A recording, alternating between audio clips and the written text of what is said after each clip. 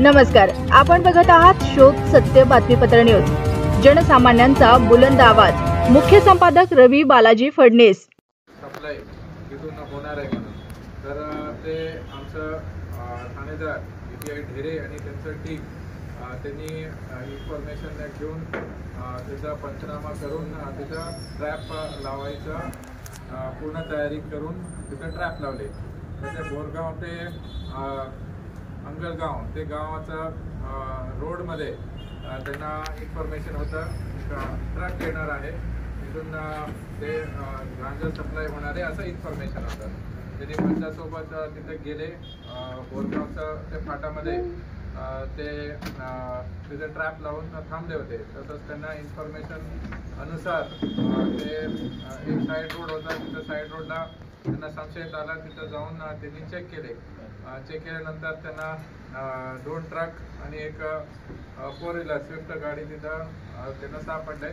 तर त्यांनी चेक केले. ते ड्रायव्हर होते आणि बाकी काही क्लीनर्स एक ट्रक टू दुसरं ट्रक काही शिफ्टिंग करत होते. तर ते चेक केल्यानंतर त्यांना ड्रायव्हरला पकडले तिथं आणि नंतर ते बाकी माल चेक केल्यानंतर त्यांना गांजा सापडला. त्यांना थोडा डाऊट होतं की 100-200 किलो असं असतील, बट त्यांना पूर्ण ट्रक भरून गांजा सापडला. तर त्याचं पुढचं कारवाई ते जप्ती करून सगळं कारवाई केलेली आहे आणि त्याचं पूर्ण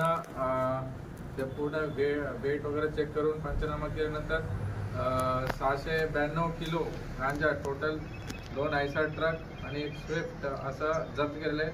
टोटल 1,50,00,000 प्लस गाडी त्याच्या किमती मुद्देमाल मिळून 1,60,00,000 असं पूर्ण मुद्देमाल जप्त केलेले आहे. आणि त्याचा पुढचा आम्ही तपास आता पूर्ण त्यांना सांगितले होते. त्या अनुषंगाने 4 टीम्स केलेले आहे. खास करून हे ते दोन्ही ड्रायव्हरचं आम्ही डिटेल्स घेतले होते. एक आरोपी अंकुश बांगर हे बोरगावचाच आहे, ते आम्हाला ताब्यामध्ये आहे बोरेगावचा.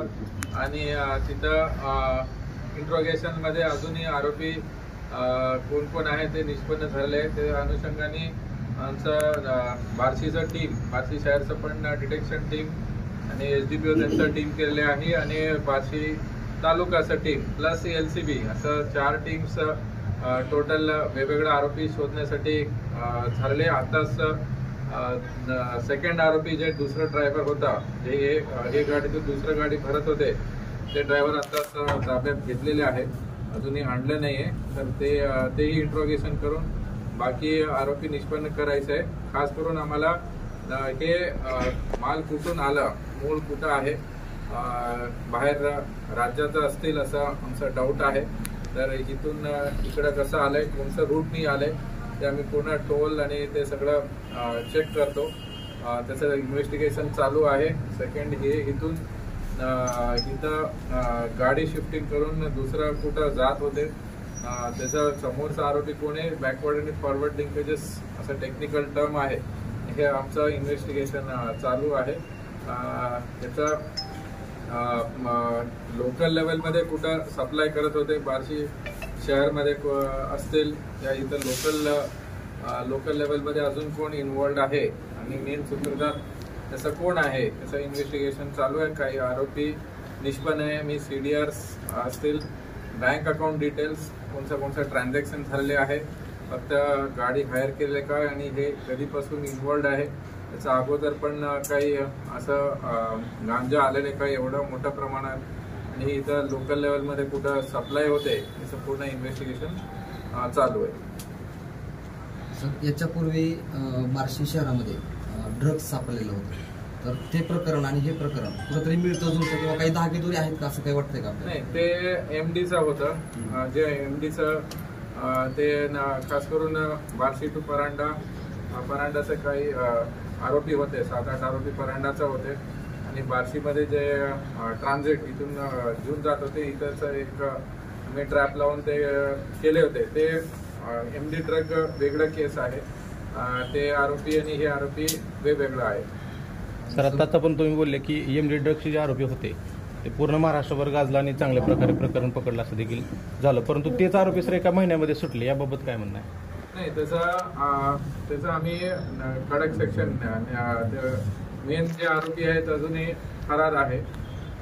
जे 3 मेन आरोपी होते, आता टोटल 9 आरोपी भेटले ना, 14 होते टोटल आरोपी, त्याच्यामधले 13 पकडले होते आणि 1 फरार आहे. हा, एकच फरार आहे. तर 13 आरोपीमध्ये आम्ही ऑलरेडी सूचना दिलेली आहे की नवीन BNS 111, 112, 111 मध्ये डिफीट केस असते, याच्यामध्ये बेल लवकर सरासरी होत नाही आणि ते आम्हाला प्रूव्ह करायला लागते की याच्यामध्ये गँग आहे, गँग ऑपरेट करत आहे. तर ते प्रूव्ह झाला तर आम्ही ह्याच्यावरती मोठा पण लावायचा तजवीज ठेवलेला आहे.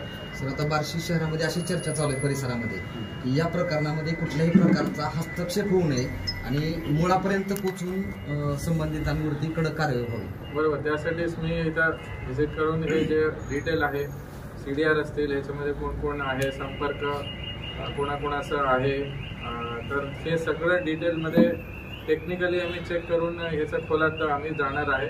कोणाचाही हस्तक्षेप असतील या कोणाचाही दबाव या दाबण्यासाठी प्रयत्न होणार नाही. बार्शी परिसरामध्ये गुटखा आणि अवैध जुगार मटके वगैरे बऱ्यापैकी पुढे साहेबांनी, DYSP साहेबांनी, डेरे साहेबांनी कारवाई केलेली आहे, परंतु बऱ्यापैकी मॅन पॉवर कमी पडते. तर त्या बार्शी तालुका पोलीस ठाणे आणि शहर पोलीस स्टेशनला आणखीन एक स्वतंत्र टीम तशी काही मॅन पॉवर आपल्याकडून काही प्रोव्हाइड करता येईल का? हो, आता तेच यांना सगळं ठाणेदारला सांगितलं की त्यांना आता हे लास्ट जनरल ट्रान्सफरमध्ये बऱ्यापैकी मॅन पॉवर दिलेले आहे. काही लोक नवीन दिलेले आहे, ते त्यांना डिटेक्शनमध्ये असतील, कारवाई करणे ह्याच्यामध्ये त्यांना ट्रेनिंग चालू आहे. तसंच आम्ही सायबरसाठी खास लोकांना दिलेले आहेत. प्रत्येक गोष्टी आम्हाला सायबर लिंक असते की CDR